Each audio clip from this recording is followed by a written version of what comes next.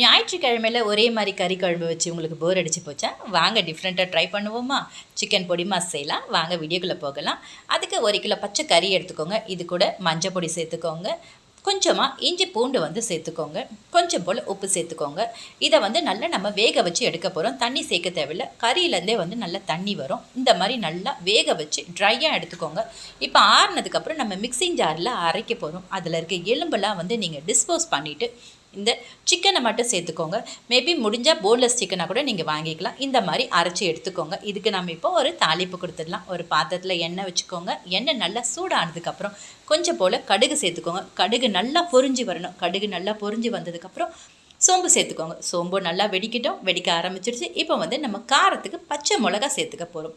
தேவையான அளவு தாராளமாக நீங்கள் பச்சை மிளகா சேர்த்துக்கோங்க. இது கூட நறுக்கி வச்ச வெங்காயம் வந்து சேர்த்துக்கிறேன். 4 வெங்காயம் நான் நறுக்கி வச்சுருக்கேன். அதையும் சேர்த்து நல்லா வதக்கி எடுத்துக்கிறேன். இப்போ இது கூட வந்து இஞ்சி பூண்டு கொஞ்சம் சேர்த்துக்கோங்க. அதையும் நல்லா வதக்கிக்கோங்க. கருவேப்பிலை சேர்த்துக்கோங்க. அதையும் நல்லா வதக்கிக்கோங்க. இப்போ மசாலா சேர்த்துக்கலாம். கரம் மசாலா, மஞ்சள் பொடி, நம்ம வீட்டுக்கு தேவையான குழம்பு மிளகாய் பொடி, உப்பு சேர்த்து நல்லா வதக்கிட்டு நம்ம ரெடி பண்ணி வச்சுருக்க அந்த பொடி மாசை வந்து இதில் சேர்த்துக்கோங்க.